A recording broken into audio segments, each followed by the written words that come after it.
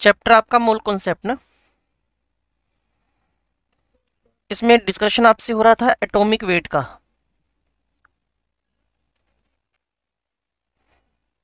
Okay, atomic weight में हम लोग सीख रहे थे methods to determine the atomic weight. Methods to determine the atomic weight, सबसे पहला था आपके पास Dulong Petit method. Dulong and Petit method, Dulong method. इन भाई साहब ने क्या किया, डिफरेंट मेटल्स के स्पेसिफिक हीट को, डिफरेंट मेटल्स के स्पेसिफिक हीट को, डिफरेंट मेटल्स के स्पेसिफिक हीट को, स्पेसिफिक हीट कल बताया था आपको एक definition, heat required to increase the temperature of substance by 1 degree. Clear? If 1 gram is substance, then specific heat. If 1 mole, then molar heat capacity. If unknown quantity is there, then only specific heat की जगह पे, molar heat capacity की जगह पे क्या आ जाएगा, heat capacity। अभी 1 ग्राम की बात हो रही है, तो ये भी कल मैं आपको बता रहा था कैलोरीज। क्लियर? ग्राम इनवर्स और केल्विन इनवर्स की यूनिट चलेगी इसके अंदर कैलोरीज में।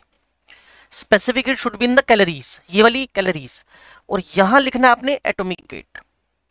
और जब इनका मल्टीप्लाई किया ना, तो अप्रोक्सीमेट 6.38, 6.39, 6.42, 6.41 ऐसे करके आपके पास स्पेसिफिक हीट का जब एटॉमिक वेट से मल्टीप्लाई करते हो तो अप्रोक्स 6.4 आता है। अब प्रॉब्लम क्या थी, एग्जैक्ट एटॉमिक वेट तो पता नहीं चल पाया ना, एटॉमिक वेट स्पेसिफिक हीट। तो अब बी स्टेप, ध्यान से सुना, भी इसके स्टेप्स है। वैसे पीएमटी में इतना इतना पार्ट तो आ जाता है, इसके आगे वाले पार्ट कम आते हैं, लेकिन फिर भी मैं आपको बता रहा हूं, ध्यान से सुनना। अब करना पता है क्या होगा बच्चे, आपको इक्विवेलेंट वेट कैलकुलेट करना होगा। Calculate equivalent weight of the element by the given method. कोई ऑक्साइड मेथड हो सकता है, कल आपने हो सकता है घर पे रिवीजन किया हुआ, आई डोंट नो, करना चाहिए रूल के accordingly. Clear? Equivalent weight of the element by the given method. अब गिवन मेथड हो सकता है कोई क्लोराइड मेथड हो सकता है कोई डबल डिकम्पोजिशन हो सकता है कोई हाइड्रोजन मेथड, कुछ भी ऐसा कुछ हो सकता है। अब आपके पास पहले वाले स्टेप से क्या आ गया, अप्रोक्स एटॉमिक वेट 6, ये तो गिवन होएगा बच्चे, ध्यान से सुनते रहना, ये तो आपको पता है रूल के अकॉर्डिंगली, ये आपको गिवन होएगा एग्जाम के अंदर। तो क्या करना, 6.4 में स्पेसिफिक हीट का डिवाइड करके एटॉमिक वेट निकाल लेना, कौन सा वाला, अप्रोक्स वाला, नॉट एग्जैक्ट, अप्रोक्स वाला। अब जो सी स्टेप है ना बच्चे, उसमें क्या करना, अगर आपको पता हो तो, आपको पता है इक्विवेलेंट वेट का multiply with N factor, mean valency, कल पूरी क्लास इसी में चली गई थी हमारी। इक्विवेलेंट वेट का वैलेंसी से मल्टीप्लाई क्या होता है, एटॉमिक वेट, और वैलेंसी इज इक्वल टू क्या हो जाएगा, atomic weight divided by equivalent weight. Atomic weight कहां से आया, स्टेप 1 से। इक्विवेलेंट वेट कहां से आया, स्टेप 2 से। तो जो आपके पास वैलेंसी आएगी ना, जो आपके पास वैलेंसी आएगी ना, जो आपके पास स्टेप नंबर 3 में वैलेंसी आएगी, उसको राउंड ऑफ कर लेना। कैसे कर लू राउंड ऑफ, अगर 3.2 दे रखा हो तो 3 कर देना, अगर 4.5 निकला है तो आगे भेज देना। क्लियर? अगर कहीं पर 2.7 तो 3 कर देना, 3.1 हो तो 3 कर देना। कुल मिलाकर राउंड ऑफ करना शायद आपको पता होगा कैसे राउंड ऑफ करना है।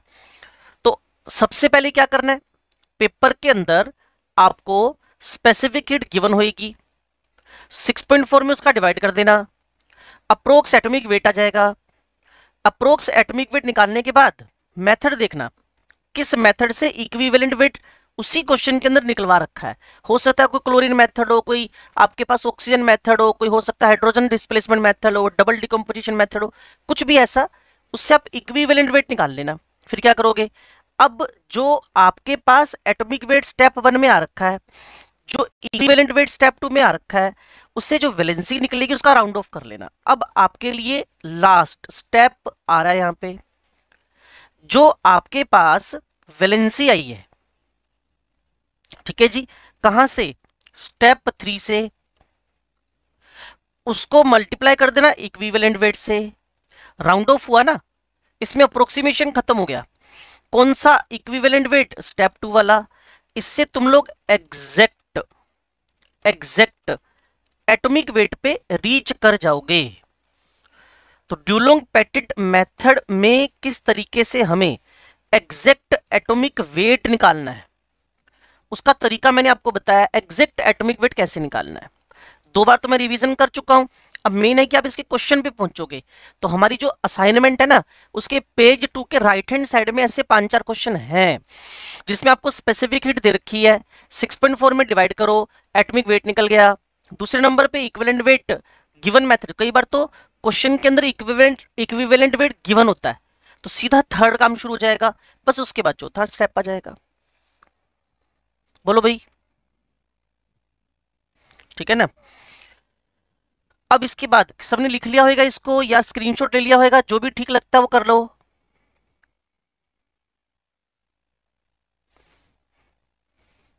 Number 2, method number 2, vapour density of the chlorides method. Vapour density of chlorides method, ध्यान से सुनना भाई। इसमें भी स्टेप्स बताने जा रहा हूं, ध्यान से सुन लो। सबसे पहले आपको वेपर डेंसिटी दी होगी। वेपर डेंसिटी का नाम आपने सुना होगा, पेपर में vapour density of the chloride given होगी। किसी भी एलिमेंट के क्लोराइड की वेपर डेंसिटी आपको दी होगी, vapour density of chloride given होगी। अगर आपको ध्यान हो तो अच्छी बात है, नहीं तो मैं आपको बता रहा हूं, जब भी वेपर डेंसिटी को 2 से मल्टीप्लाई करते हो तो क्या निकलता है जी, मोलिकुलर वेट। क्लियर है। Molecular weight is equal to 2 into vapour density. Molecular weight is equal to 2 into vapour density.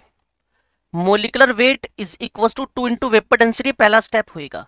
मान लो उसने आपको कह दिया कि आपके पास कोई मोलिक्यूल है जिसका वेपर डेंसिटी 8 है, तो आप उसका मोलिकुलर वेट क्या कंफर्म कर लोगे, इंटू 2 16। किसी ने कहा वेपर डेंसिटी 30 है, तो आप मोलिकुलर वेट कितना कर लोगे, 60। तो vapour density multiply with 2 is equal to क्या हो जाएगा, मोलिकुलर वेट। ये स्टेप नंबर 1 होने वाला है, और ये पेपर में आपको दिया होएगा वेपर डेंसिटी। चलो जी, स्टेप बी पढ़ने जा रहे हैं, ध्यान से सुनना और समझना। इक्विवेलेंट वेट या तो गिवन होएगा या फिर कैलकुलेट कर लेना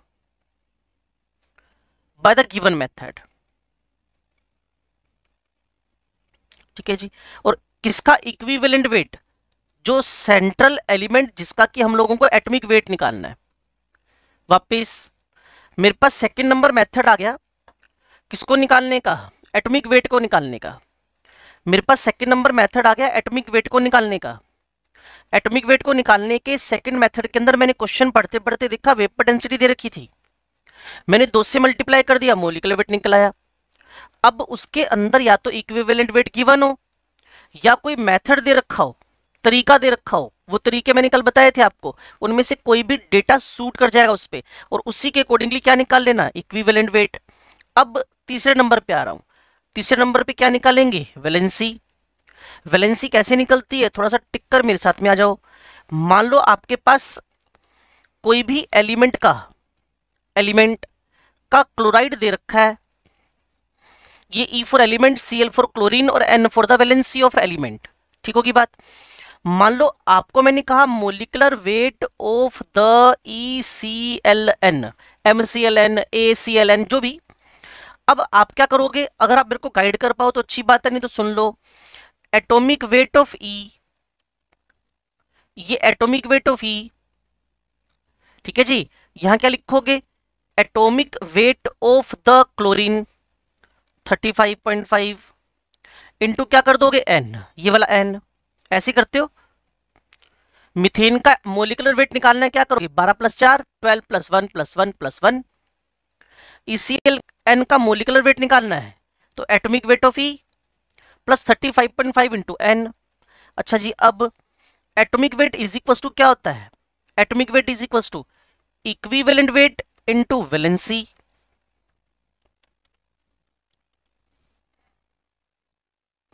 आपको कुछ पता चल रहा है क्लास में कर क्या रहा हूं, चलो अच्छी बात है। और आपको पता है मोलिकुलर वेट अभी थोड़ी देर पहले हम स्टेप 1 में निकाल कर आए हैं, वेपर डेंसिटी इंटू 2। अब इसका n कॉमन आ गया, इक्विवेलेंट वेट जो सेकंड स्टेप में निकला प्लस 35.5। और n के बारे में जानते हो, n क्या है? ये n क्या है? वैलेंसी, ठीक है ना। तो अब हमने करना क्या है, n is equal to 2 into vapour density, 2 into vapour density molecular weight हो गया ये, divided by equivalent weight plus equivalent weight of chlorine. इस पूरे को हाईलाइट कर लो कि काम तो यही आना है आपके फाइनल स्टेप में। 2 into vapour density, vapour density paper में दी होगी, इक्विवेलेंट वेट आपको या तो निकालना पड़ सकता है, दिया होगा एलिमेंट का। 35.5 इसलिए कॉमन है क्योंकि वो किसके बारे में है, ऊपर लिखा हुआ है क्लोराइड की डेंसिटी मेथड, तो क्लोराइड का तो क्लोरीन का 35.5 कल भी बताया था मैंने आपको। जैसी वैलेंसी निकले इसके बाद का काम आपका क्या होएगा, इसको राउंड ऑफ करो। केमिकल बॉन्डिंग आप पढ़ चुके हो, वैलेंसी इज ऑलवेज 1 2 3 4 5 6, कभी भी 1.6 वैलेंसी थोड़ी होती है। अब last and final step, atomic weight of the element is equal to equivalent weight into valency. ये एटॉमिक वेट निकल आया। सब्जेक्टिव क्वेश्चन करने में बच्चे ये टेक्निक्स बहुत बढ़िया है, लेकिन जब आप ऑब्जेक्टिव में पहुंचोगे ना तो फिर ये क्वेश्चन लंबे लंबे हो जाएंगे, कम से कम 2 से 2.5 मिनट के क्वेश्चन हो जाएंगे। पहले 2 इंटू वीडी करना, फिर इक्विवेलेंट वेट निकालना, फिर वैलेंसी निकालना, फिर राउंड ऑफ करना, फिर मल्टीप्लाई इक्विवेलेंट वेट से करके एटॉमिक वेट निकालना। ये मेथड थोड़े लंबे हो जाएंगे, इसलिए मैं मान के चलता हूं हम करवा तो रहे हैं, लेकिन एक जनरल ओपिनियन बता रहा हूं, मेरी ओपिनियन बता रहा हूं कि इनको पेपर वाले उतना कंसिडर नहीं करते हैं, इग्नोर करते हैं। लेकिन बताना पड़ेगा, क्यों? क्योंकि सिलेबस का पार्ट है। चलो जी, अगर आपने इसको लिख लिया है तो आगे बढ़ सकते हैं।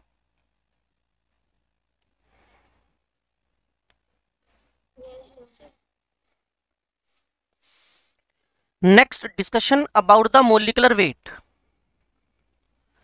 Next discussion about the molecular weight, listen carefully. Molecular weight की डेफिनेशन क्या होगी?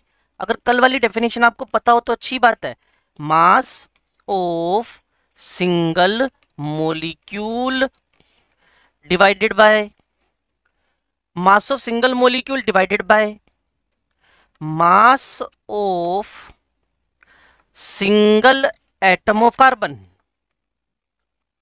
Single atom of carbon into 1/12। कुछ पता चला ये क्या क्या हो जाएगा? ऊपर वाला हो जाएगा molecular weight by N A, नीचे हो जाएगा 12/Na, 12 से 12 कट जाएगा, 1/Na से 1/Na कट जाएगा, और मोलिकुलर वेट सामने निकल के आ जाएगा। और कल वाली बातें अगर आपको याद हो तो मैंने एटॉमिक वेट की डेफिनेशन आपको क्या बताई थी, 1 atom of the molecule, 1 atom of the element is how many times heavier than to the 12th part of C12। किसी भी एलिमेंट का एक एटम, किसी भी एलिमेंट का एक एटम C12 के 12वें भाग से 12th पार्ट से कितने टाइम्स हैवी है, वो उसकी एटॉमिक वेट की डेफिनेशन अब क्या हो जाएगी, मोलिकुलर वेट की। मैं आपको एक एग्जांपल देके समझाता हूं, हो सकता है आपके दिमाग में सेट हो जाए। मैं मीथेन का एग्जांपल उठा रहा हूं। Methane is 16 times heavier than 12th part of the C12। बोलो जी, इसमें किसी को दिक्कत है? मीथेन का एक मोलिक्यूल 16 गुना भारी है, किससे? C12 के एक एटम के 12वें भाग से, 12th पार्ट से। और C12 का 12वां हिस्सा कौन है? 1 है। लो जी, अब इसके डिटर्मिनेशन की तरफ बढ़ते हैं। डिटर्मिनेशन ऑफ मोलिकुलर वेट, एक तरीका तो आपको बता ही दिया, 2 into vapour density is equal to क्या होता है, मोलिकुलर वेट, अभी बताया था। 2 into vapour density is equal to क्या होगा, मोलिकुलर वेट। दूसरा, क्लियर। अब जो कल हम एक क्वेश्चन कर रहे थे ना, मोल कॉन्सेप्ट वाला, उसको समझो मेरी बात को। किसी भी गैस का 22.4 लीटर दे रखा हो, किसके बराबर होता है, 1 मोल। और 1 मोल किसके बराबर है, मोलिकुलर वेट के बराबर। किसी का एवोगैड्रो नंबर के बराबर यूनिट्स दे रखी हो, 6 into 10⁻23 atoms, 6 into 10⁻23 molecules, clear. तो किसके बराबर है, 1 मोल। और 1 मोल का मास किसके बराबर है, मोलिकुलर वेट। और इसकी जगह पे अगर सिंपल, वैसे तो 2 ही इनफ है क्योंकि तीसरा पार्ट तो खुद मास है। जैसे 16 ग्राम, अगर आपको वर्डिंग सुन रहे हो, 16 ग्राम आपको मीथेन दी है, 16 ग्राम आपको मीथेन दी है, तो ये मीथेन का मोलर मास है, मोलर मास, मोलिकुलर मास नहीं है, मोलर मास है। आपको पता चल रहा है वर्ड्स में फर्क क्या है, मोलर मास और मोलिकुलर मास का फर्क समझ में आ रहा है, मोलिकुलर मास और मोलर मास वैसे वर्ड्स के अंदर ही छिपा हुआ है। ये बड़ी अच्छी अच्छी बातें हैं जो इन्होंने खुद ही लिख दी और सर वर्ड पढ़ के समझ में आता है। अगर मीथेन है तो उसका मोलिकुलर मास पता है क्या लिखूंगा मैं, 16 AMU। और आपको पता है मोलर मास में क्या लिखूंगा, 16 ग्राम। फर्क समझ में आ रहा है। मोलर मास मतलब एक मोल का मास 16 ग्राम, और मोलिकुलर मास मतलब एक मोलिक्यूल का मास। और एक मोलिक्यूल का मास 16 ग्राम थोड़ी होएगा यार, एक मोलिक्यूल का मास क्या होएगा, उसके अंदर पड़े हुए प्रोटॉन न्यूट्रॉन के मास के बराबर। अगर मीथेन के मोलिकुलर मास की बात करूं तो एक मोलिक्यूल का मास, और मोलर मास की बात करूं तो एक मोल का मास। तो अगर किसी भी एटम का, आयन का, कुछ भी सेकेंड नंबर टर्म से रिलेटेड गैस का वॉल्यूम दिया हुआ है तो वो 22.4 मतलब एक मोल, और 6.10⁻23 दे रखा है, 6 इंटू 10⁻23, तो वो 1 मोल है और वो उसके मोलिकुलर वेट के बराबर है। तो कई बार मोलिकुलर वेट ऐसे भी निकलता है। इसके अलावा मोलिकुलर वेट निकालने के और भी तरीके हैं। ये पेज देख लो भाई, किसी को चाहिए वापस।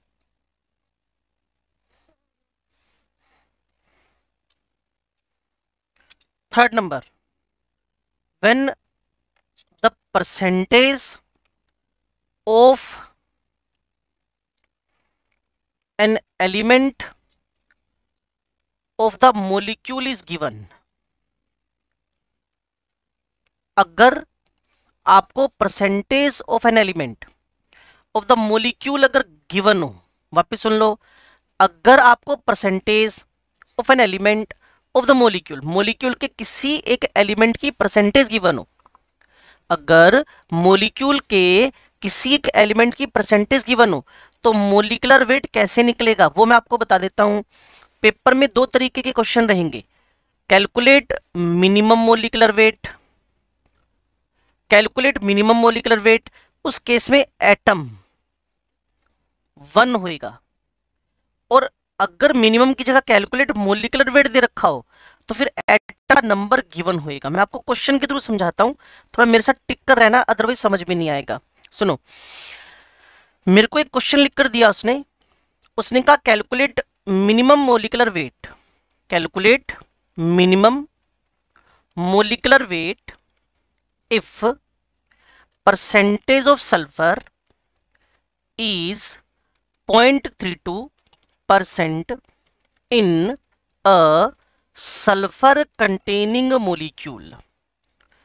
किसी सल्फर कंटेनिंग मोलिक्यूल के अंदर, किसी सल्फर कंटेनिंग मोलिक्यूल के अंदर सल्फर का परसेंटेज 0.32% है, तो उसका मोलिकुलर वेट निकालो। पहले ना मैं आपसे एक अंडरस्टैंडिंग लेना चाहता हूं, उसको ध्यान से सुनना। आप 0.32% का एग्जैक्ट मतलब समझते हो, what mean of 0.32%, exact mean of 0.32%, exact mean 0.32 grams in 100 grams, है ना, 0.32 ग्राम्स इन 100 ग्राम्स। अब ध्यान से सुनना भाई, मेरी बात को ध्यान से सुनना। अगर आपके पास 0.32 ग्राम्स सल्फर है, क्लियर, 0.32 ग्राम सल्फर है किसके अंदर, in the 100 grams of the molecule. अगर 0.32 ग्राम है तो मोलिक्यूल का मोलिकुलर वेट कितना है? 100 है। सिंपल मीन है बच्चे, सिंपल 8वीं 9वीं छठी की मैथमेटिक्स ही तो है। What mean of 0.32%। परसेंट का मतलब क्या होता है? परसेंट का मतलब क्या होता है? 100। और ये कौन है? ये कौन है? सल्फर। पहले वाला पार्ट सल्फर को रिप्रेजेंट करेगा, दूसरा वाला पार्ट मोलिक्यूल कंप्लीट को रिप्रेजेंट करेगा। तो अगर 0.3, अब उसने कहा जी मिनिमम मोलिकुलर वेट, तो एक सल्फर तो कंसीडर करना पड़ेगा। If 32 grams of sulphur is there then 100 by 0.32, 32, ये आ गया 100 और मोलिकुलर वेट आ गया 10⁴। क्या आप इस बात तक अपनी रीच बना पाए मैंने जो बोली है? बच्चे नुकसान होएगा यस नो में जवाब दे दो, ऐसे रजाइयों में छिपके मत बैठे रहो। टीचर आपसे अगर इंटरेक्ट करना चाहता है ना, तो इसका मतलब है वो कहीं ना कहीं आपका फेवर चाहता है।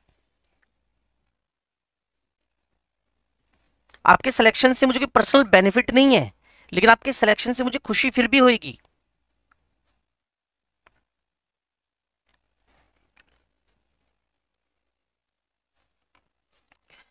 मिनिमम मोलिकुलर वेट निकालना हो तो जो भी एटम आपको परसेंटेज दे रखी हो उसको एक ही कंसीडर करना है।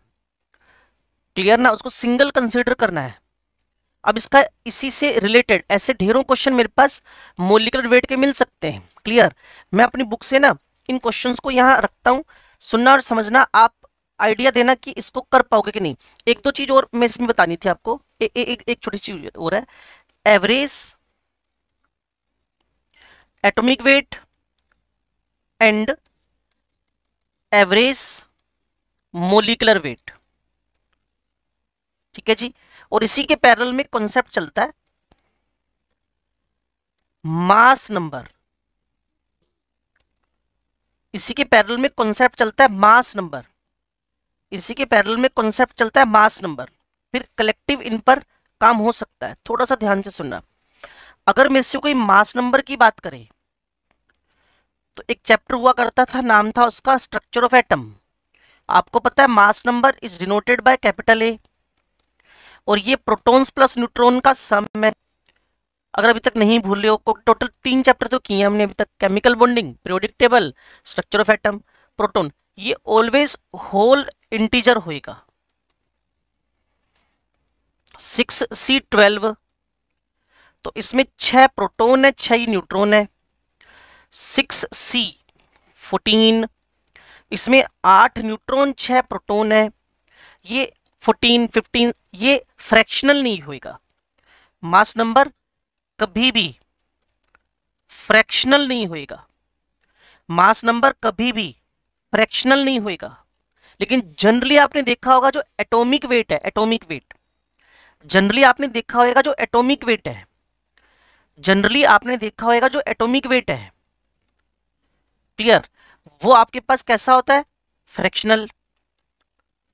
एटॉमिक वेट जनरली आपने देखा होगा कैसा होता है? फ्रैक्शनल। तो उसके पीछे रीजन क्या है, तो वो मैं आपको बता रहा हूं। एटॉमिक वेट एक्चुअल में होता क्या है? Atomic weight is the atomic weight is the mean of average of atomic weight average है।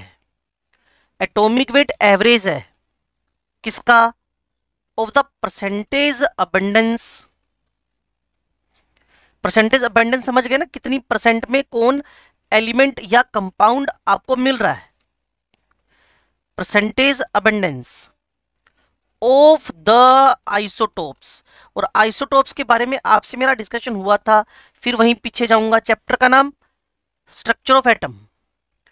अब इसका मुझे आपको एग्जांपल देना है, और वो एग्जांपल जो बहुत ज्यादा फेमस है।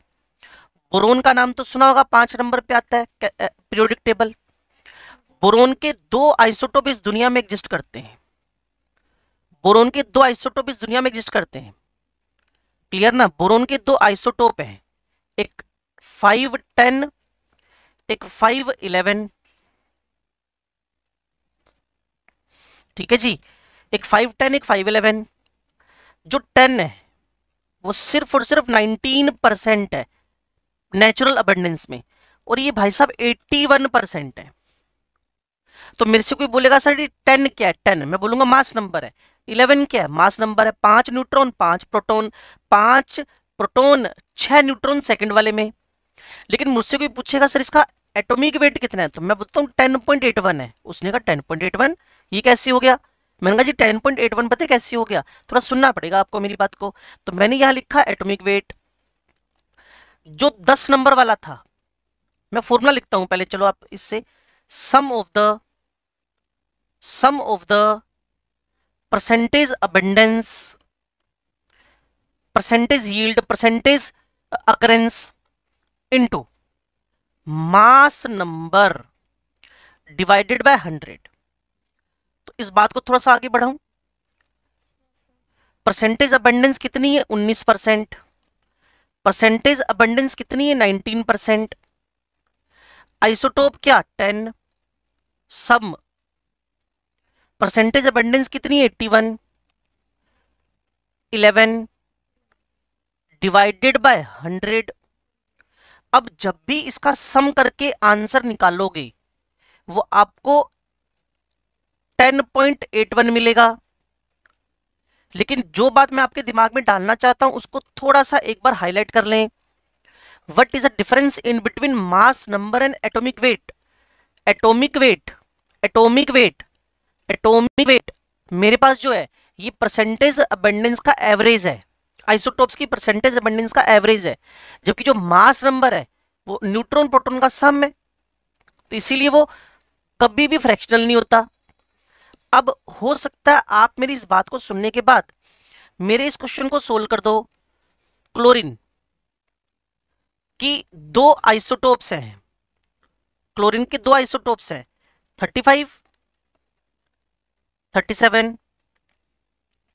35 वाला 75% है, 37 वाला 25% है, 35 वाला 75, 37 वाला परसेंटेज अबंडेंस में। नेचुरली जब इसको कहीं से भी ये मिलेगा, उस सैंपल की अगर जांच होएगी, उसको चेक करोगे लेबोरेटरी में, तो परसेंटेज ऑफ 35 75 है और 37 25% है। तो क्या मैं आपसे ये क्वेश्चन पूछ सकता हूं, what is the atomic weight of chlorine?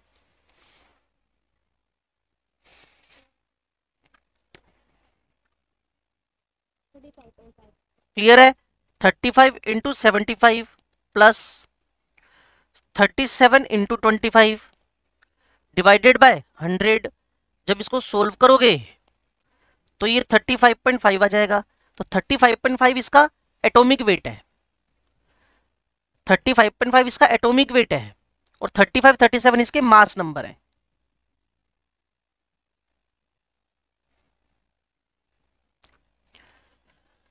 ऐसी एयर के बारे में डिस्कशन करते हैं। एयर का मोलिकुलर वेट निकालना है। तो आपको पता है एयर में नाइट्रोजन 78%, ऑक्सीजन 21% है, बाकी थोड़ा बहुत मिलेगा वो 0.03% है। तो मैंने इन दोनों को फोकस करके जो 99% हिस्सा बना रहे हैं, इन दोनों को फोकस करके जो 99% हिस्सा बना रहे हैं, क्वेश्चन सोल्व किया। एयर का मोलिकुलर वेट निकालना है। एयर का मोलिकुलर वेट 78 इंटू, मैं भूल गया क्या लिखना था यहाँ, 71 इंटू क्या लिखना था, 78 इंटू, हाँ वो कितना है 28 मोलिकुलर वेट। और 21 आगे मैं भूल गया क्या लिखना था, ऑक्सीजन है 21%, 32। ठीक है जी। तो अप्रोक्स 100 से डिवाइड मार दो तो ये आपके पास 29 के आसपास आता है। तो कभी भी डिस्कशन चले ना, what is the molecular weight of air, your answer should be 29, क्योंकि मोलिकुलर वेट एवरेज निकला किसका, परसेंटेज अबंडेंस का। परसेंटेज अबंडेंस का मतलब क्या हुआ, 78% आपके पास, 78% कौन है, नाइट्रोजन है, 21% कौन है, ऑक्सीजन है। ये इसका मोलिकुलर वेट है। बाय 100 किया, आंसर आ गया।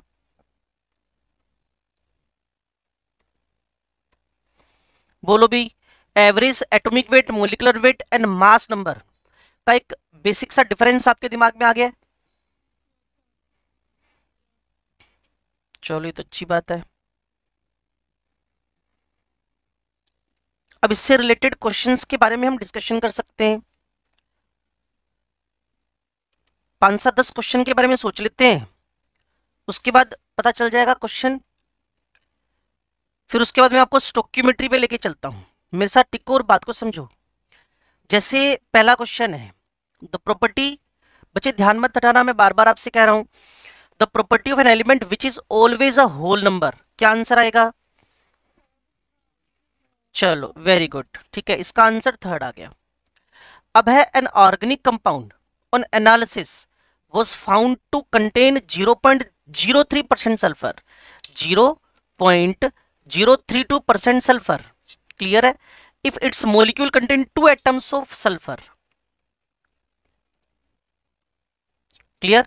देन मोलिकुलर मास निकालना है आपने, तो क्या करोगे? 0.032, तो मोलिकुलर वेट कितना है? 100, और 32 इंटू 2, तो मोलिकुलर वेट 100 बाय 0.032 इंटू 64 या 2 इंटू 32, जैसे भी आप सोल्व करना चाहते हो, ठीक है जी। इससे ऊपर 1000 आ गया, ये 32 इससे कैंसिल हो गया, 2 इंटू 10⁵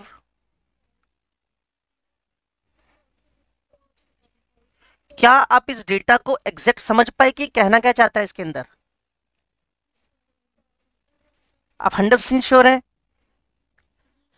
मॉडर्न एटॉमिक मास के स्केल का बेस क्या रखा हुआ है?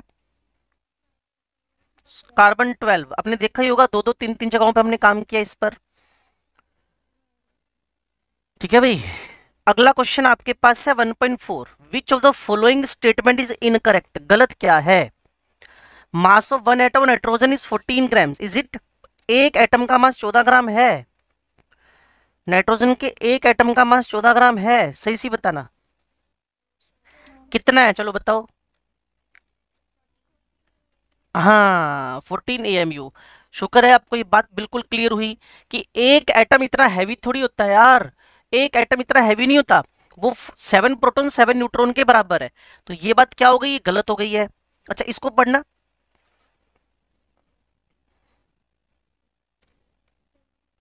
हाँ आज ही लिखवाया था, एवोगेड्रो नंबर के बराबर कोई भी मोलिक्यूल्स होंगे तो 1 मोल होएगा, और 1 मोल उसके मोलर मास के बराबर होएगा, ये ठीक है। अगला पढ़ना सी, लिक्विड है, चेक कर लेना, लिक्विड है, गैस नहीं है।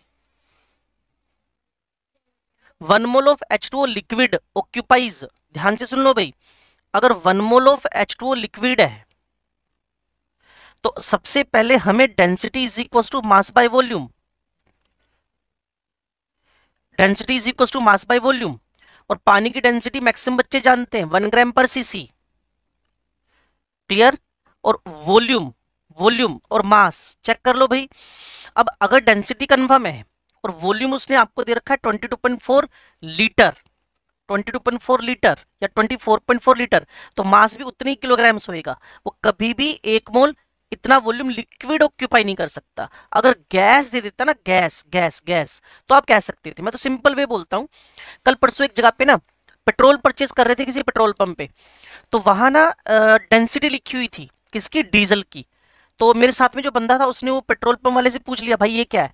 कहता है ये टेम्परेचर होता है, टेम्परेचर। उसने कहा क्या मतलब टेम्परेचर? वो कहते डीजल का टेम्परेचर है, टेम्परेचर क्या दिखा रखा है? 84 83, वो किलोग्राम पर मीटर क्यूब में था। अब मैंने कहा मैं बताऊं ये क्या है? ये एक्चुअल में डीजल की डेंसिटी है, 841 ग्राम्स इन पर लीटर, वो लिखा हुआ था 841 केजी पर मीटर क्यूब। वो कहता है टेम्परेचर है। मैंने कहा इतना खतरनाक टेम्परेचर कैसे है भाई? तो बस जितना उसको पता था उसने बता दिया। लेकिन अगर आप मेरी बात को समझ पा रहे हो, 1 लीटर पानी का मतलब हुआ 1000 ग्राम, मतलब 1 kg, और 1 लीटर डीजल का मतलब क्या हुआ? 841 ग्राम्स, मतलब 0.8 kg। तो अगर आप डेंसिटी के बारे में जानते हो तो लिक्विड के केस में वो लगाना पड़ेगा, और गैस के केस में आपको वो नहीं लगाना। सीधा 1 mole of gas is equal to 22.4 litre. तो 1 मोल लिक्विड दे दिया, तो ये स्टेटमेंट क्या हो गया? गलत हो गया। 1.5 आपने पढ़ लिया होगा। इस चैप्टर का डेकोरमी बच्चे ये होता है, मैं तो ऑफलाइन के अंदर एक दिन थ्योरी पढ़ाता हूं सिर्फ, अगले जितने भी दिन मेरे को मिलते हैं सब दिन हम क्वेश्चन करते हैं इसके, कम से कम मोल कॉन्सेप्ट के बारे में तो श्योर रहता है। 1 AMU इज इक्वल टू,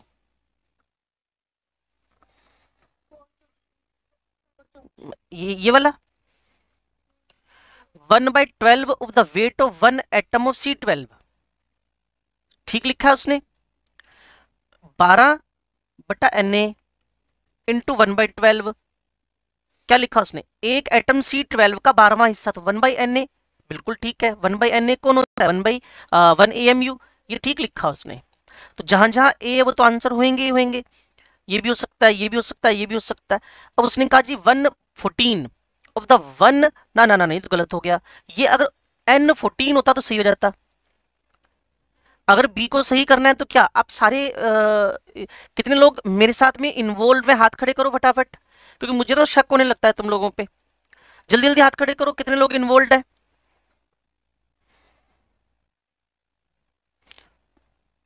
जो जो हाथ खड़े नहीं करेंगे सबके यहाँ पे मैसेज पहुंच जाएगा उनके पेरेंट्स के मोबाइल पे।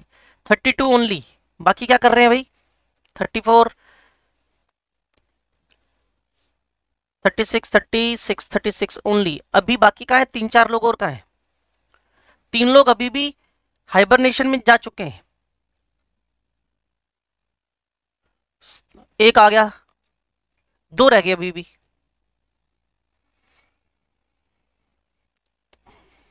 चलो हाथ नीचे कर लो बच्चे। तो आप बी को समझ गए, अगर यहाँ N14 होता बच्चे तो हो जाता ना आंसर ये वाला।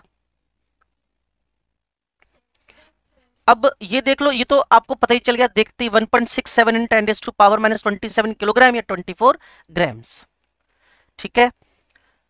चलो 115 डन है सभी का, 15 मेरी गलती, 16 बच्चे काम करते हैं, 16 15 क्वेश्चन तक चलते हैं, उसके बाद बंद कर देंगे। 1.6 which of the following statement is correct और इनकरेक्ट में से करेक्ट पूछ रहा है।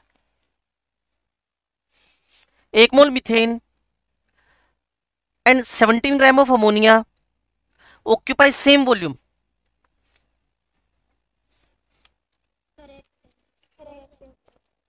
17 ग्राम अमोनिया का मतलब भी तो 1 मोल ही होता है पुत्र, और 22.4 लीटर ही होएगा, गैस है दोनों, ये करेक्ट है। जहां जहां ए आ रखा है वो सही है, इसका मतलब आंसर 3 बच गए, 1 2 4। 2 mole of potassium, 2 mole of potassium 39 ग्राम से मल्टीप्लाई होके 78 ग्राम हो जाएगा। पोटेशियम का एटॉमिक वेट 39 है, less than that of 1 mole of Ag। Ag तो तुम्हें पता ही है 108। तो 2 mole of potassium weighs less than that of 1 mole of Ag, is it. 1 mole silver का मास 108 ग्राम है, 78 है ना, तो ये करेक्ट हो गया। जहां जहां बी अभी तक वो सही है, ये गलत हो गया। अब ये 2 ऑप्शन बचे हैं अपने पास, 1 एटम ऑफ सिल्वर वेज, ठीक है, जहां जहां सी है ये बच गया। देखो डी पढ़ो, खुद ही लगेगा कि इसने बकवास की हुई है, सी डी पढ़ना है इसका। 1 atom of CO2 is 6.023 10⁻23 times heavier than that of 1 molecule of CO2। Clear ना, 1 AMU ऑफ CO2 भी वही हुआ जो 1 मोलिक्यूल ऑफ CO2 हुआ। तो सोच के देखो इसको, अगर इसकी जगह सही लिखना होता तो क्या लिखता। 1 AMU ऑफ CO2 क्या है, प्रोटॉन का मास। 1 AMU क्या है बच्चे, प्रोटॉन का मास। हाँ हाँ वही वही, एक सेकंड बस, सभी तक पहुंच जाऊं मैं। 1 AMU मतलब प्रोटॉन का मास, 1 AMU मतलब प्रोटॉन का मास, यस और नो, इस पे क्लियर है ना, कल बताया तो था। लेकिन वो कह रहा है एक मोलिक्यूल CO2, तो एक मोलिक्यूल CO2 के लिए क्या चाहिए, 44/Na। तो उसको क्या लिखना चाहिए, 1 AMU of CO2 is 44 times lighter than 1 molecule of CO2। तो मेरे ख्याल में बिल्कुल सही जाता।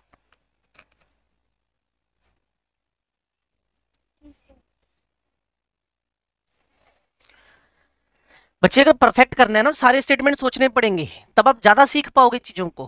नहीं तो मेरे को तो पता आंसर आ गया, चलो छुट्टी पाओ। चलो जी 1.7 अब आपके हवाले। Atomic mass of sodium is 23, the number of moles 2। ठीक है जी, 15 क्वेश्चन तक चलेंगे बच्चे, उसके बाद फिर और मोल कॉन्सेप्ट आपको आता है, इसका मतलब केमिस्ट्री के विनर होने वाले हो आप लोग। 1.8 बेटा ये भी आपके हवाले किया। Total number of atoms per molecule of the compound, total number of atoms ही मांग रहा है, कुछ ज्यादा हैवी क्वेश्चन नहीं है। Zn है, सल्फर है, ऑक्सीजन है, क्लियर, 14H है और एक O है, 7O है।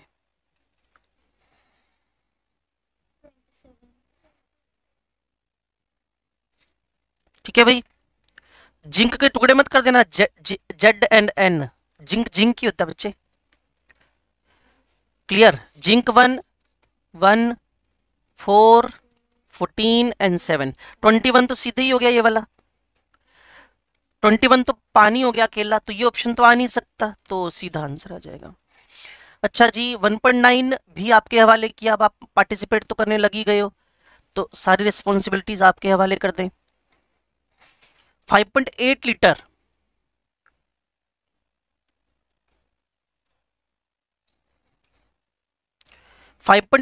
ऑफ गैस एट एसटीपी वेस 7.25 ग्राम्स।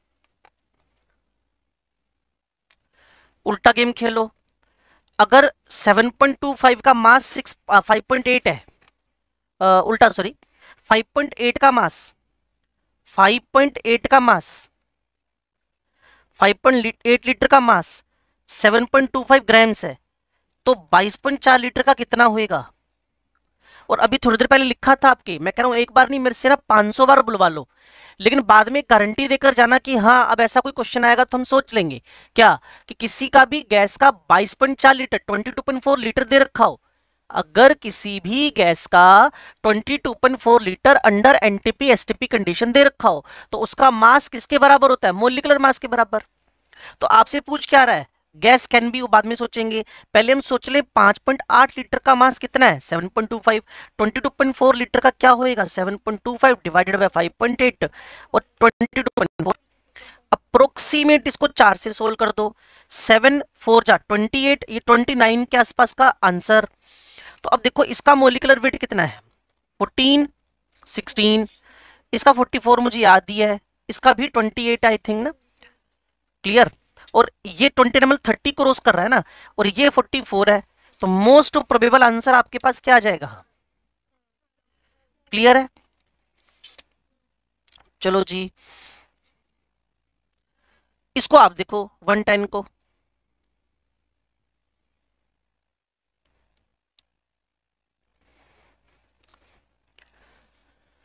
किसी भी कंपाउंड का अगर एवोगेड्रो के बराबर नंबर है तो 1 मोल है, और मोलिकुलर वेट के बराबर है, किसी भी गैस का 22.4 लीटर है तो वो 1 मोल है, मतलब मोलिकुलर वेट के बराबर का अमाउंट है।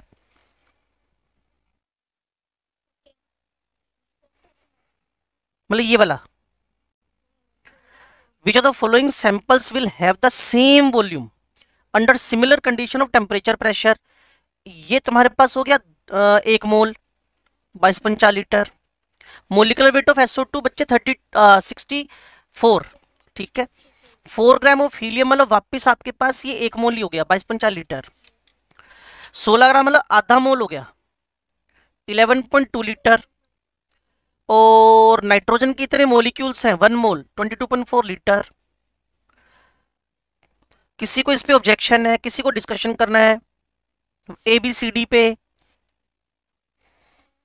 और अगर आपके पास वो टी जो मैंने कल बनवाया था ना, वो अगर प्रॉपरली आपके दिमाग में घूम रहा है और आपने रिवीजन किया था तो कहीं फंसोगे ही नहीं।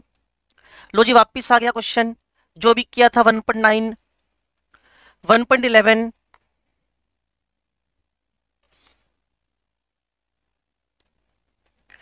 weight of 1 liter of a diatomic gas at STP NTP is this one, तो weight of one atom of the gas is nearly,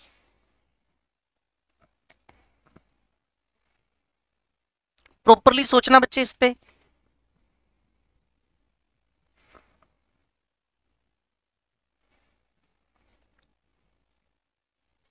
1 litre का मास 1.42 है। 22.4 लीटर का मास 1.42 डिवाइडेड बाय 22.4 है। ये इसका क्या बन गया है? Molecular wait.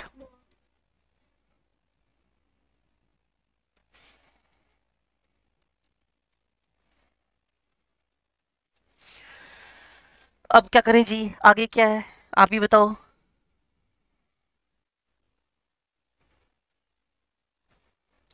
एक एटम का मास निकालने का तरीका क्या होता है? पहले तो एक मोलिक्यूल का निकाल लो, molecular weight divided by Avogadro.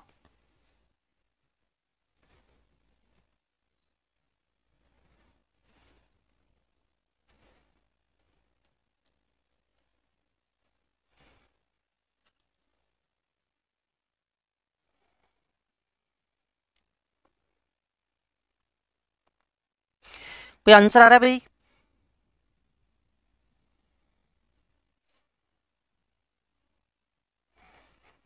ये मोलिकुलर वेट निकला है इसका। अब सिंगल मोलिक्यूल का मास कैसे निकालते हो? कहाँ बच्चे? हाँ हाँ, क्यों? हाँ ठीक है ठीक है ठीक है ठीक है ठीक है ठीक है, मैं गलती कर रहा हूँ। एग्जैक्ट, ये रनिंग में लिखा मैंने, बिल्कुल सही बोल रहे हो आप। 1 लीटर का 1.42 ग्राम्स है, तो 22.4 लीटर का 1.42 इंटू 22.4 ग्राम्स है, बिल्कुल परफेक्ट है। ये मोलिकुलर वेट आ गया, ठीक है ठीक है ठीक है, एग्जैक्ट आ गया। अब एक मोलिक्यूल का मास कितना होता है? मास ऑफ सिंगल मोलिक्यूल, वहीं आगे वापिस हम लोग, mass of single molecule 1.42 22.4 by Na, और एक एटम का मास इंटू 2, क्योंकि वो डायटोमिक है ना। बोलो जी, ये इंटू 2 या बाय 2? हाँ बाय 2। आप थोड़ा इंटरेस्ट कम ले रहे हो या फिर आपको समझ में कम आ रहा है? क्लियर? हाँ बोलो बोलो, बोलते जाओ बच्चे, ज्यादा ज्यादा गलत ही बोलोगे ना। बच्चे एक का पूछा है ना उसने, अगर दो का मास 50 है तो एक का क्या होगा? 25 ही होगा ना, बाइट करना पड़ेगा ना। मास ऑफ सिंगल मोलिक्यूल x2 है और एक का निकालना है, तो बाई 2 करना पड़ेगा आपको। अब पता चल गया कौन सा आंसर आने के चांस बनेंगे। अगर किसी को 111 वापस करना है तो बोल दो, मैं इसको रब कर रहा हूं। अब बोलो, वापस करना है? वापस करना है? अच्छा ये बताओ, इस इतनी इतनी बात, बाद का क्वेश्चन छोड़ दो, ये पहला वाला हाफ समझ में आया आपको? पहले वाले हाफ का मतलब क्या है? मोलिकुलर वेट निकाले बगैर तो आप किसी भी एक एटम का मास निकाल ही नहीं सकते। जब तक आपके पास x2 का मोलिकुलर वेट नहीं होएगा, तब तक आप गलती से भी इसका एक एटम का मास तो निकाल नहीं सकते, क्योंकि सिंगल एटम का मास कैसे निकलता है? Mass of single atom is equal to atomic weight divided by Avogadro. Atomic weight तो है नहीं आपके पास, कोई नहीं निकालते हैं। तो 1 लीटर का मास कितना है भाई? 1.42 ग्राम्स। तो 22.4 लीटर का कितना होएगा? 1.42 22.4, और बच्चे ने बताया ये अप्रोक्सीमेट 32 आ रहा है। तो ये x2 का मोलिकुलर वेट हो गया। ये x का एटॉमिक वेट कितना हो जाएगा? यहीं सोल्व कर लो। 32 बाई 2 मतलब 16 हो गया, जिसका मोलिकुलर वेट 32 है और वो मोलिक्यूल x2 है, तो उसका एटॉमिक वेट कितना हो जाएगा आपके पास? 16। ठीक है, अब आसान हो गया, 16 बाय Na एक एटम का मास निकल आया। बोलो जी बोलो, अगला क्वेश्चन करो भाई। जब तक ऐसे मगजमारी नहीं करोगे, दिमाग नहीं लगाओगे, तब तक बात नहीं बनेगी।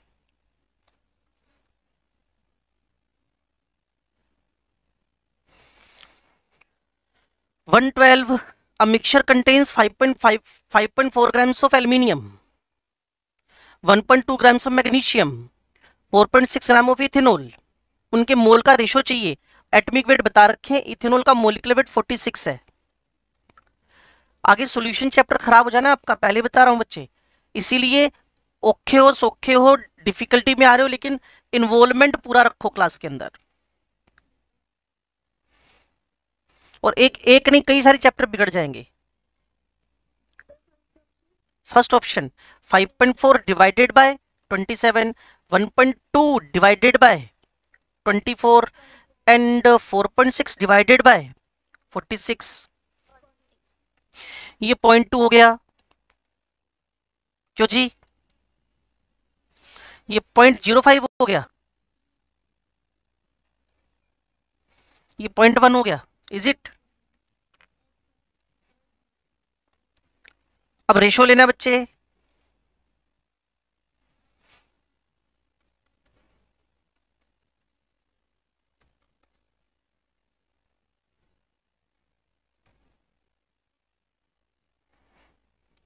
बोलो जी बोलो, क्या पहला आंसर आएगा?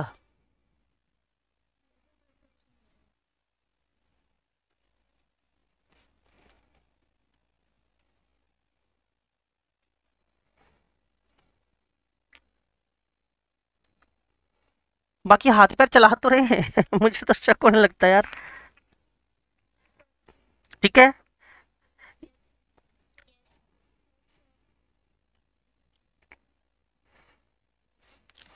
इसको करना वॉल्यूम ऑक्यूपाइज बाय। फिर मैं स्टोक्योमेट्री शुरू कर लेता हूं, क्योंकि 9:22, 18 मिनट है मेरे पास।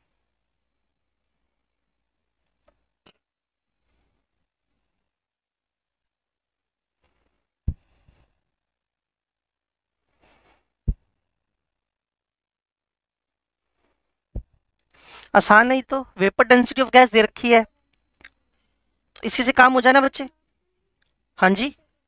Second, volume occupies by 22.4 grams of gas, और वेपर डेंसिटी का डबल करो तो मोलिकुलर वेट आ गया। Mass by molecular by 1 mole आ गया, 1 मोल का सीधा वॉल्यूम क्या आ जाएगा, वही 22.4 लीटर। चलो अच्छी बात है। टारगेट था 15 क्वेश्चन का, 15 कर लेते तो ज्यादा अच्छा रहता। देखना 114, बोल क्या हो गया गुरु?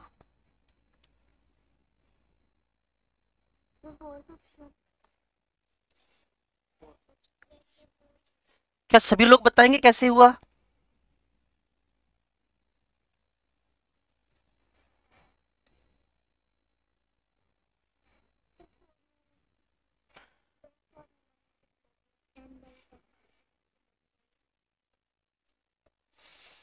Atomic mass of an element be A grams, then mass of 10 atoms. अच्छा ठीक है, आप समझ गए।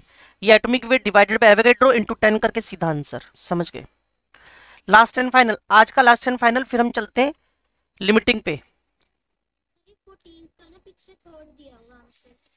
लेट एटॉमिक मा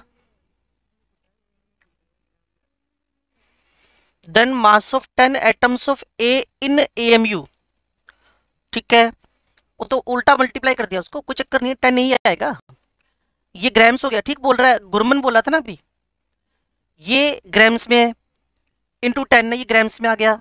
अगर एएमयू में चाहते हो तो आपको पता है 1 एएमयू में जितने ग्राम्स हैं, तो जितने ग्राम उस एएमयू इंटू एन होकर कट जाएगा आंसर। ठीक है, नो प्रॉब्लम। हमने ये देखा इन ग्राम्स होता तो आंसर ही फिक्स था। मैं तो कह रहा हूं कि 114 का डबल अपॉर्चुनिटी उठाओ, दो आंसर आप यहां लिखो। अगर आपको क्वेश्चन देता है क्या इन ग्राम्स, तो फोर्थ आंसर है। अगर एएमयू आस्किंग है तो थर्ड आंसर है। इसको तो और अच्छा एक्सप्लोर करो चीजों को, आपके फायदे के लिए बात है ये, बिल्कुल ठीक है। अगर एक तो है कि आंसर पे नजर बना के रखना, एक होता है कॉन्सेप्ट पे नजर बना के रखना, क्योंकि हमेशा किसी ना किसी क्लास, क्या हो गया? हाँ सही चल रहा है, क्यों क्या हो गया?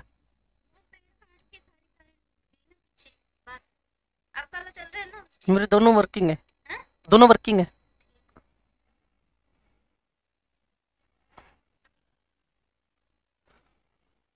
हाँ जी बच्चे, आप सुन पा रहे हो क्या कह रहा हूं? चलो लास्ट एंड फाइनल क्वेश्चन करना बच्चे। 560 ग्राम आपके पास एटम्स हैं आयरन के, तो 10 मोल हो गए ना।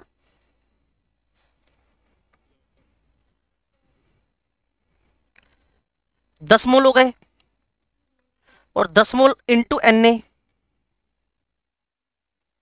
ठीक है, twice that of 20 gram of hydrogen, twice that of 70 grams of nitrogen. पहला क्यों नहीं आ रहा वैसे? हाँ, एटम्स मांग रहा है, एटम्स।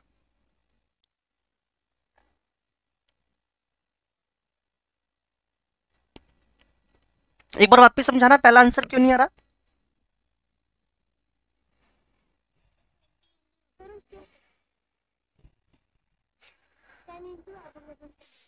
हाँ, 10 20 डिवाइडेड बाई 2 10 एन हो गया ना, तो फिर तो बराबर ही आ रहा है। हाँ ठीक है, तो ट्वाइस दैट ऑफ, ये ऑप्शन लिया ना, वो 10 हो गया, ट्वाइस करोगे तो 20 डबल आ जाएगा ना वो, ठीक है। ट्वाइस दैट ऑफ तो 5 निकलेगा, 5 का डबल ही बिल्कुल सही आएगा। 70 डिवाइडेड बाय 14, हाफ की जगह पे डबल आना चाहिए, ये भी गलत। हाँ हाँ ठीक है, परफेक्ट परफेक्ट, ठीक है। अब 15 क्वेश्चन आपने डन कर लिए हैं, फिर भी मैं आपको कह रहा हूं अगर इनमें से कोई दिक्कत हो आपको तो मेरे से वापस डिस्कशन कर लेना आप लोग। अभी मैं आपको लिमिटिंग रिएजेंट और स्टोक्योमेट्री की तरफ लेके जा रहा हूं, मेरे पास 14 मिनट्स बचे हुए हैं, ठीक है।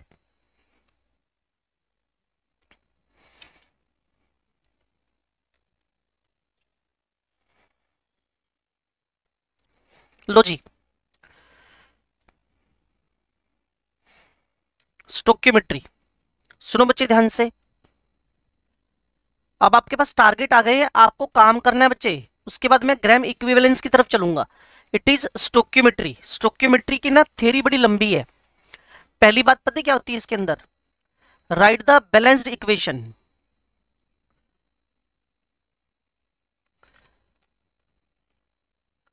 आपको एक बैलेंस्ड इक्वेशन लिखनी पड़ेगी।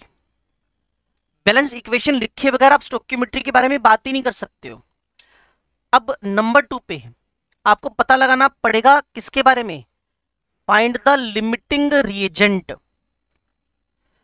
Find the limiting reagent. Find the limiting reagent. और लिमिटिंग रिएजेंट का मतलब क्या हुआ? जो 100% क्या हो जाए? कंज्यूम हो जाए। किसी भी रिएक्शन में जो 100%, किसी भी रिएक्शन में जो 100% यूज हो जाए। और इसके साथ ही दूसरा होता है find the excessive reagent. Find the excessive, और ये इसका एक्सेसिव का मतलब क्या होता है? Remains unreacted. तो मैं आपको limiting reagent, excessive reagent, balance equation के थ्रू चीजें समझाने की कोशिश कर रहा हूं। ध्यान से सुनना और समझना। सबसे पहला टारगेट लेते हैं लिमिटिंग का। सुपर ट्रिक सीखोगे विद इन 3 और 5 मिनट्स, सारी चीजें सीख जाओगे। लेकिन एक बात हमेशा रहती है, ध्यान बना के रखना, बस अपनी कॉन्सेंट्रेशन हाई लेवल पे रखना। सुनो, मैंने 4 अमोनिया का 5 वाटर से रिएक्शन कराया, 4 NO बने, 6 वाटर बने। एक बैलेंस्ड इक्वेशन है ये वाली। मैंने इसमें आपको एक क्वेश्चन रख के दे दिया क्या, कि इसके आप लोगों ने 10 मोल ले रखे हैं, इसके आप लोगों ने 6 मोल ले रखे हैं, तो बताओ पानी के कितने मोल बन रहे हैं? ये क्वेश्चन है। 4 मोल of ammonia reacted with 6 mole of water, find how many moles of the water are formed। Sorry, ये मैंने क्या बना दिया? ऑक्सीजन है, मेरी गलती हुई है यहाँ पे, ये मेरी मिस्टेक हुई है। 5 ऑक्सीजन, मेरी गलती थी ये, ठीक है। क्वेश्चन वापिस है, 10 mole of ammonia, 6 mole of oxygen are reacted to each other, then find how many moles of water are formed. शुरू करें इसको काम को। लो जी, स्टेप 1, गिवन वैल्यू को, चाहे वो मोल हो, चाहे वो मास हो, चाहे वो वॉल्यूम हो, मोल हो, मास हो, वॉल्यूम हो, चाहे वो नंबर हो, उसके अंदर बैलेंस्ड इक्वेशन की अमाउंट का डिवाइड करो।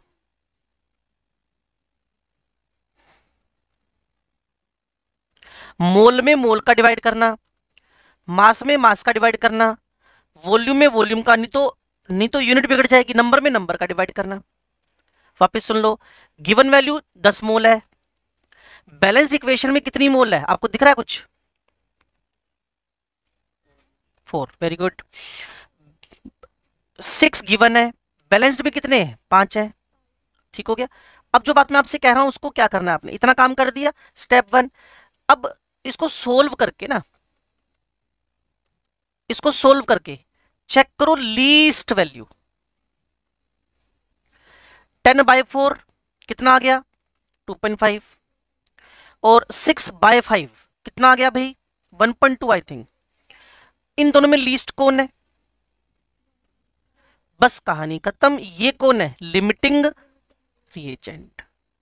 तो अब लिमिटिंग रिएजेंट आपको डिटरमाइन करके देगा, लिमिटिंग रिएजेंट डिटरमाइन करके देगा कौन कितना कंज्यूम हो रहा है और कौन कितना बन रहा है। क्लियर? वो मैं स्टेप नंबर 2 उठाता हूं, अगर आप एग्जैक्ट ये वाली बात समझ गए हो तो। ठीक है, बस कुछ नहीं करना, गिवन वैल्यू में बैलेंस्ड इक्वेशन का डिवाइड मारना है बस। Given value divided by balance amount, बात खत्म। मोल में मोल, मास में मास, वॉल्यूम में वॉल्यूम, नंबर में नंबर। ऐसे नहीं मोल में मास का डिवाइड मारे जा रहे हो, वॉल्यूम में मोल का डिवाइड मारे जा रहे हो, नंबर में एटम्स का डिवाइड, कुछ नहीं, ऐसा नहीं। मोल में मोल, मास में मास, वॉल्यूम में वॉल्यूम, नंबर में नंबर, ये काम करना है आपने। नाउ स्टेप 2 पे आ रहा हूं, स्टेप 2 पे आ रहा हूं, ध्यान से सुनना। कौन कितना कंज्यूम हुआ, कौन कितना बचा हुआ है, कौन कितना कंज्यूम हुआ, कौन कितना बचा हुआ है, इस अमाउंट को निकालने के लिए, कौन कितना कंज्यूम कौन कितना बचा हुआ है, इस अमाउंट को निकालने के लिए बड़ा सिंपल सा टारगेट है। जो आपके पास लिमिटिंग वैल्यू आई है, जो आपके पास लिमिटिंग वैल्यू आई है, कितनी आई है? 1.2। जो आपके पास लिमिटिंग वैल्यू आई है 1.2, इसको मल्टीप्लाई कर दो किसके साथ? बैलेंस्ड अमाउंट के साथ। बैलेंस्ड अमाउंट समझते हो ना, बैलेंस्ड इक्वेशन की अमाउंट। तो मान लो सबसे पहले आपका फोकस अमोनिया पे गया, अमोनिया के कितने मोल बैलेंस में है? 4। लिमिटिंग कितना है आपके पास? 1.2। तो ये 4.8 क्या हो गए? यूज हो गए। लिमिटिंग वैल्यू कितनी है बच्चे? 1.2। अमोनिया का बैलेंस कितना है? 4। 4 तो दिख रहा होगा ना। ऑक्सीजन के बारे में पता करो, ऑक्सीजन का, ऑक्सीजन का बैलेंस कितना है और लिमिटिंग कितना है आपके पास?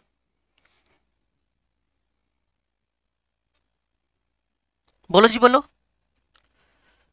बैलेंस अमाउंट ऑक्सीजन का कितना दे रखा है? 5। जबकि स्टोक्योमेट्री कितना है? 1.2। तो ये कितना हो गया आपके पास? 6। लेकर कितना चले थे? 6। सारा 6 का 6 क्या हो गया? यूज हो गया। वही तो कहा था ना, लिमिटिंग रिएजेंट है। चलो कोई बात नहीं। अब एनओ के बारे में अब इतना तो आप ही बता दो यार, एनओ का बैलेंस कितना है?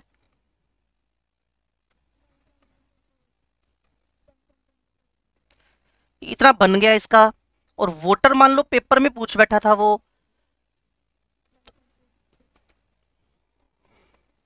है ना, सुपर इजी काम। आपको इधर उधर झांकना ही नहीं है, बस ये काम करते जाओ, सीधा आंसर। वैसे बताऊं तो 2 ही स्टेप हुए, गिवन में स्टोकियोमेट्री, गिवन अमाउंट में बैलेंस अमाउंट का डिवाइड, और जो लिमिटिंग आ गया उसको फिर वापस उसी से मल्टीप्लाई, सीधे काम होता जाएगा। अगर किसी को एक्सेसिव पता करना है, कौन कितना एक्सेसिव है, तो लेकर कितना चले थे? इनिशियल वॉज 10, यूज्ड 4.8, तो बचा हुआ अमाउंट 5.2 है। किसका? अमोनिया का। ये 6 माइनस 6 0, और ये तो कंज्यूम, ये तो प्रोड्यूस ही हो रहा है, तो इसके बारे में तो क्या बात करें।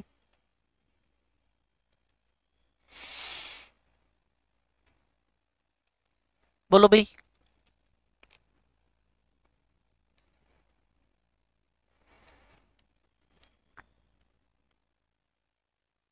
सदमे में लग रहे हो सारे के सारे? बिल्कुल नहीं। Very good. वो यस भी बोल रहा है कोई बच्चा, सदमे में हूं।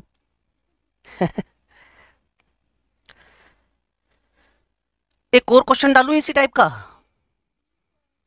लो जी, यहां मैंने लिखा पेंटेन, ऑक्सीजन, ये लो जी,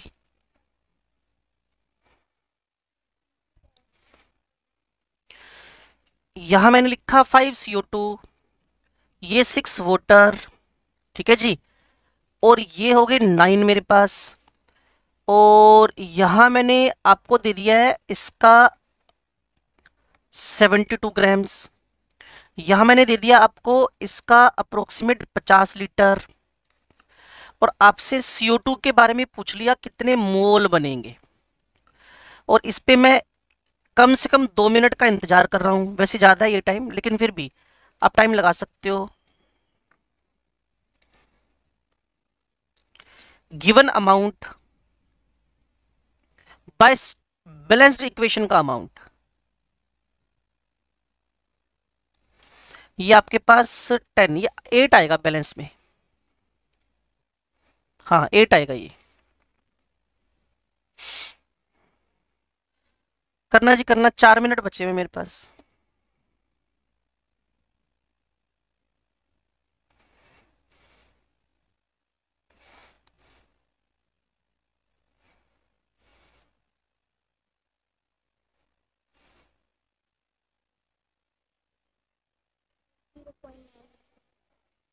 जीरो 0.9 मोल। चेक कर लें।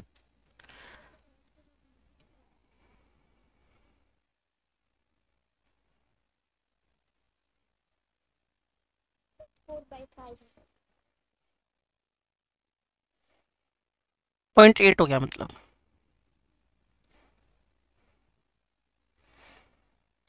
देखो 72 में 72 का डिवाइड कर दो। क्यों कर दूं? क्योंकि ये गिवन है और 72 इसकी स्टोक्योमेट्रिक है। 12 5 जा 60 प्लस 12, ये 72 इसका मोलिकुलर वेट हो गया। और 1 मोल मतलब इसकी इतनी अमाउंट ही। ये गिवन है बाय स्टोक्योमेट्री यानी बैलेंस इक्वेशन। ये 50 लीटर गिवन है। और 8 इंटू 22.4, ये 1 आ गया। और कम से कम ये 1 तो नहीं आएगा, तो इससे कम ही आएगा ना। तो ये अमाउंट कौन सी हो गई? लिमिटिंग।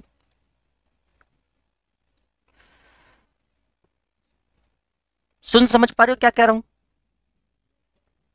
क्लियर? अब मुझे सीधा फोकस किस पे करना है? CO2 के मोल पे। तो पहले मैंने लिमिटिंग लिखा। ज्यादा टाइम नहीं लगता बच्चे, अगर थोड़ी समझ डेवलप हो रखी हो ना तो ज्यादा टाइम नहीं लगता। लो जी, ये कौन है? लिमिटिंग। ये कौन है? बैलेंस्ड इक्वेशन का मोल पूछ रहा है तो मोल ही लिखने पड़ेंगे। अगर मास पूछ लेता तो 5 इंटू 44 लिखते। अगर वॉल्यूम पूछ लेता तो 5 इंटू 22.4 लिखते। ये वाली बात समझ में आई सबको? ये वाली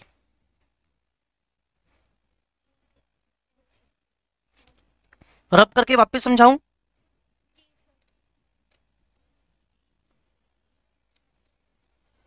पहला स्टेप क्या होता है? गाइड करो।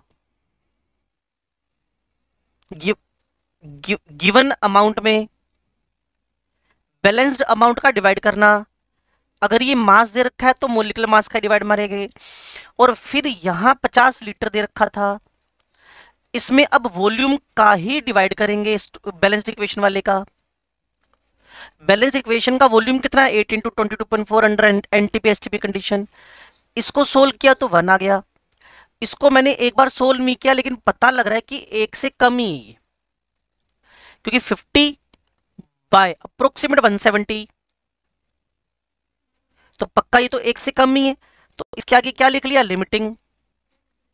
और इस लिमिटिंग वाली वैल्यू को, इस लिमिटिंग वाली वैल्यू को 50 बाय, इस लिमिटिंग वाली वैल्यू को मल्टीप्लाई विद 5 कर दिया। क्यों कर दिया? क्योंकि इसके मोल निकालने थे।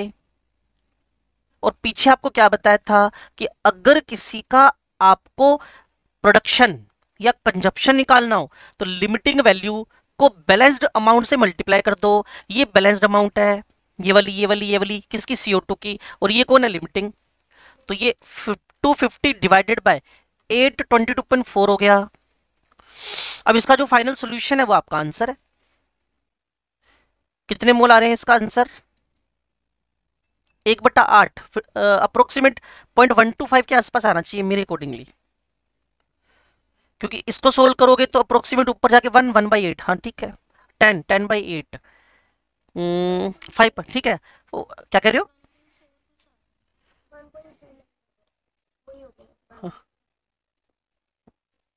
1.4 के आसपास आ रहा है। और अगर मान लो इसका वॉल्यूम पूछ बैठता, ये तो मोल पूछे हैं उसने, तो क्या करते आप, 58 × 22.4 क्लियर, 5 × 22.4, ये बैलेंस इक्वेशन है, ये बैलेंस्ड अमाउंट है, और ये लिमिटिंग है। ये इससे कट गया, ये 250/8 हो गया, आंसर आ जाएगा। क्यों जी, 941 हो चुके हैं बच्चे, तो कर लोगे काम बच्चे। अब RPS 1 RPS 2 क्लियर। ये वॉल्यूम बताया बच्चे, वॉल्यूम बताया ये। हाँ जी बेटा, हाँ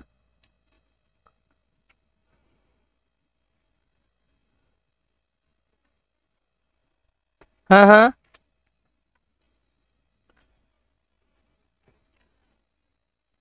सुनो सुनो, MgO की बात कर रहे हो ना बच्चे, तो ये हुआ 24 + 16/2, 40/2, 20 हो गया, ठीक होगी बात। What is the equivalent of magnesium, 24/2, 16/2, 12 + 8, वही 20 ही आ रहा है,